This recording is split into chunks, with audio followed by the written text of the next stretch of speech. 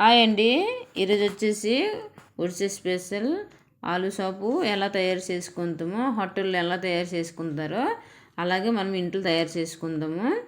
500 గ్రాములు దుంపలు దానికి బాగా కడుక్కొని 2 పలుకులుగా కట్ చేసుకోవాలి.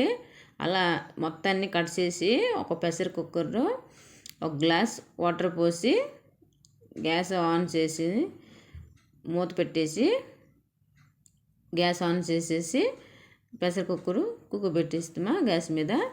అలా ఒక ఉల్లిపాయండి, పచ్చిమిర్చి ఒక 4-5 మీకు ఎంత కావాలో అంత తీసుకోయండి. కర్రీ లీవ్స్, ఉల్లిపాయలు తొక్కలను తీసేసి చిన్న చిన్న పీసులుగా కట్ చేసుకోవాలి.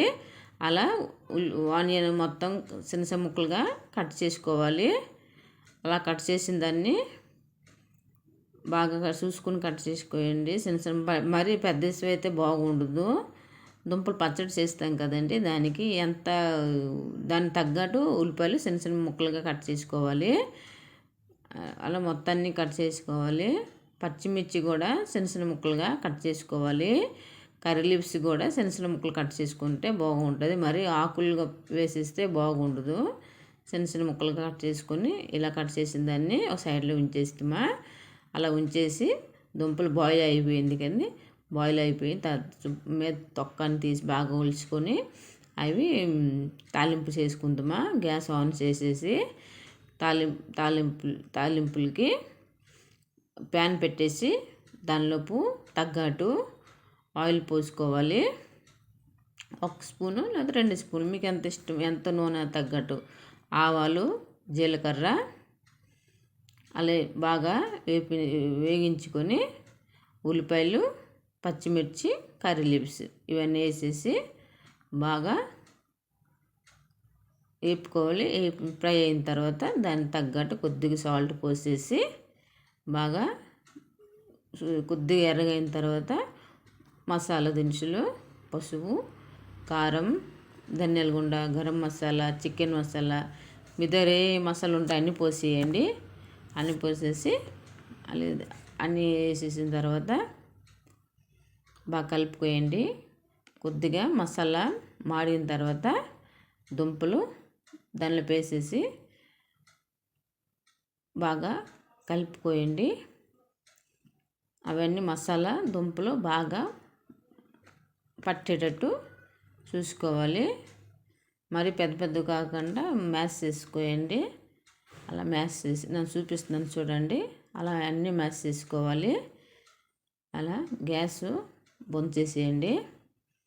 అయిపోయింది. మళ్ళీ ఎక్కువ మాడిపోతే మరి బాగుండదు. అలా మ్యాష్ చేసుకోవాలి. అది చల్లగైన వరకు ఒక సైడు ఒక ప్లేట్లో వేసుకొని చల్లారిస్తామా. చల్లారిన తర్వాత దానికి చిన్న చిన్న బాల్గా చేసుకోవాలి.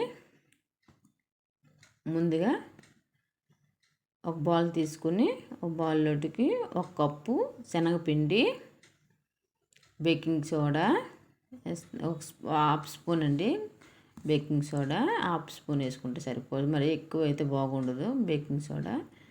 ఇంకా దానికి తగ్గట్టు సాల్ట్, ఇలా 3 వేసుకొని కొద్దిగా పసుపు వేస్తే కలర్ గురించి కొద్దిగా పసుపు వేయండి.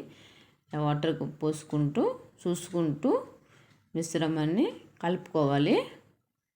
అలా కలిపి దాన్ని ఇంకొద్దిగా వాటర్ సాలిపోతే ఇంకొద్దిగా వాటర్ పోసుకోయండి. అలా కలుపుతూ చూసుకుంటూ వాటర్ పోసుకోవాలి. అలా కలుపుతూ వాటర్ చూసుకుంటూ కొద్దిగా మీదకి చూడండి, బాగా ఉంటే సరిపోద్ది. మరీ పతలాగా మరీ పలుసుగా ఉంటే మరి ఉండలకి మిశ్రమాన్ని పట్టదు. మరీ మూట అయితే మరీ బాగుండదు. అవి కలిపేసి సైడ్లో ఉంచేస్తామా. అంత తర్వాత దుంపలకి చిన్న చిన్న బాల్స్గా చేసుకొని అలా మొత్తాన్ని చిన్న చిన్న బాల్స్గా చేసుకొని అలా మొత్తాన్ని ఉండలుగా చుట్టుకొని అవన్నీ కలిపేసి సైడ్ ఉంచేస్తామా. ప్యాన్ ఆన్ చేసేసి ఫ్రైకి తగ్గట్టు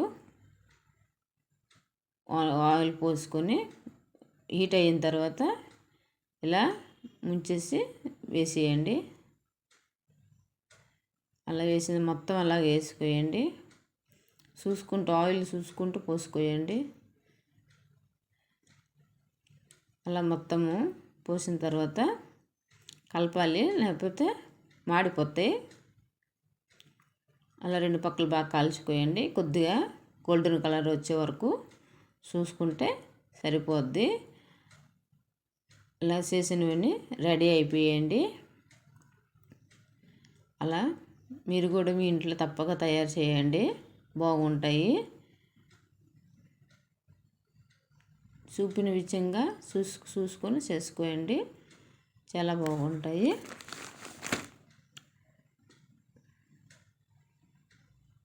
పిల్లలు మరీ ఎక్కువ ఇష్టంగా తింటారు. ఇలాగ మన ఇంట్లో తయారు చేసుకుంటే పిల్లలకి పెడితే ఎంతో ఆరోగ్యంగా శుభ్రంగా ఉంటుంది. వాళ్ళు కూడా హాయిగా తింటారు. తప్పగా ట్రై చేయండి ఇంట్లో.